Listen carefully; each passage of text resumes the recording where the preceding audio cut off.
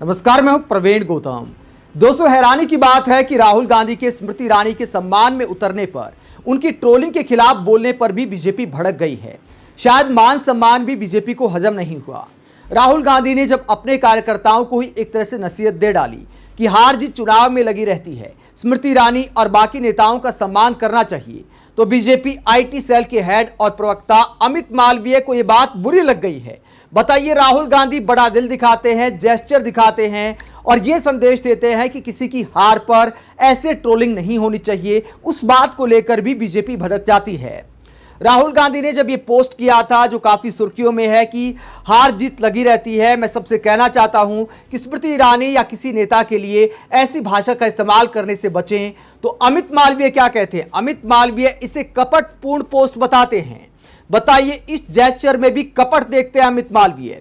ये उन्होंने एक लंबा चौड़ा ट्वीट किया है राहुल गांधी को जवाब देते हुए, बालक बुद्धि कहते हुए मजाक उड़ाया है। इसका हिंदी अनुवाद मैं आपको बता देता हूं कि अमित मालवीय ने आखिरकार कहा क्या। अमित मालवीय ने कहा कि ये अब तक का सबसे कपटपूर्ण संदेश है। कांग्रेस नेताओं को भेड़ियों के झुंड की तरह उस महिला पर हमला करने के बाद जिसने उन्हें अमेठी में हराया और उनके अहंकार को चूर चूर कर दिया, ये सब बकवास इस तथ्य से पर्दा नहीं उठाती कि श्रीमती स्मृति ईरानी ने बालक बुद्धि को अमेठी छोड़ने के लिए मजबूर कर दिया। तो अमित मालवीय कहते हैं कि एक महिला पर झुंड में हमला किया गया, भेड़ियों की तरह हमला किया गया, मतलब स्मृति ईरानी की बात कर रहे हैं वो। बताइए, स्मृति ईरानी क्या इतनी बेचारी हैं? स्मृति ईरानी जो राहुल गांधी का तरह तरह से मजाक उड़ाती आई हैं, क्या कुछ नहीं कहा स्मृति ईरानी ने राहुल गांधी को लेकर, सोनिया गांधी को लेकर? माफी मांगो सोनिया गांधी इस देश से। उन्हें बीजेपी नेता एक अबला नारी की तरह ट्रीट करते हैं कि देखिए, झुंड में हमला किया गया। जबकि स्मृति ईरानी जिस तरह राहुल गांधी को ट्रोल करती थी, तो कई पत्रकार कहते थे कि स्मृति ईरानी के पास कोई और मंत्रालय है या राहुल गांधी ट्रोलिंग मंत्रालय की ही मंत्री हैं। गांधी परिवार का युवराज।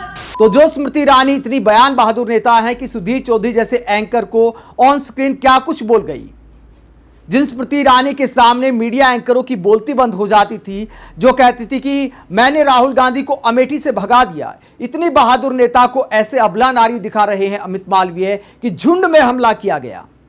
जबकि हमला करने में, जुबानी हमला करने में स्मृति ईरानी का कोई तोड़ नहीं था। उसके बावजूद राहुल गांधी चुप रहे। स्मृति ईरानी की तमाम घटिया राजनीति के बावजूद, स्मृति ईरानी और बीजेपी नेताओं के शहजादा कहने पर, पप्पू कहने पर, क्या कुछ कहने पर राहुल गांधी चुप रहे। स्मृति ईरानी का नाम भी तब लिया जब उनके मान सम्मान की आवाज उठाई और कहा कि इस तरह किसी का अपमान नहीं करना चाहिए, चुनाव में हार जीत लगी रहती है। उसके बावजूद बीजेपी नेता कहते हैं कि ये तो कपट वाला पोस्ट है। बताइए, मान सम्मान देना भी कपट है। और खुद बालक बुद्धि कहकर राहुल गांधी का एक बार फिर मजाक उड़ाते हैं। दोस्तों, पूर्व प्रधानमंत्री अटल बिहारी वाजपेयी ने भी ये कहा था कि चुनाव में हार जीत लगी रहती है, चुनाव में कोई हारेगा कोई जीतेगा, वक्त बदलता रहता है। तो इस बात को भी बीजेपी हजम नहीं कर पा रही, मान सम्मान को। और जिन स्मृति ईरानी पर झुंड में हमला करने का आरोप लगा रहे हैं, जिन स्मृति ईरानी के मान सम्मान की बात करते हैं अमित मालवीय, तो उनकी भाषा को लेकर स्वाति मिश्रा, वरिष्ठ पत्रकार स्वाति मिश्रा लिखती हैं कि राहुल गांधी ने स्मृति ईरानी को लेकर अभद्र भाषा का इस्तेमाल न करने की अपील की है। मुझे तमाम बयान याद आ रहे हैं जिनमें सोनिया गांधी को लेकर पीएम मोदी समेत कई बीजेपी नेताओं ने क्या कुछ नहीं कहा।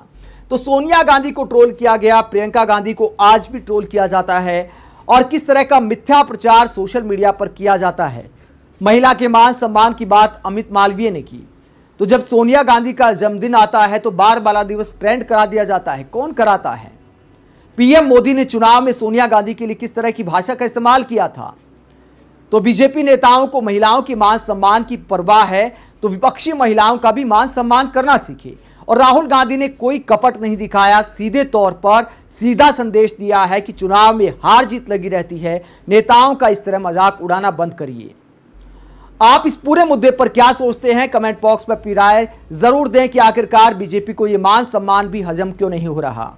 साथ ही दोस्तों, एक नया कार्यक्रम शुरू हो रहा है पब्लिक पंचायत पब्लिक मीटर पर, जिसका आप हिस्सा बन सकते हैं, डिबेट का हिस्सा भी बन सकते हैं, खुद देश की आवाज बन सकते हैं। जब 300 मेंबर हो जाएंगे तब इस कार्यक्रम की शुरुआत करेंगे। तो उसके लिए सबसे जरूरी है कि पब्लिक मीटर चैनल को ज्वाइन करें।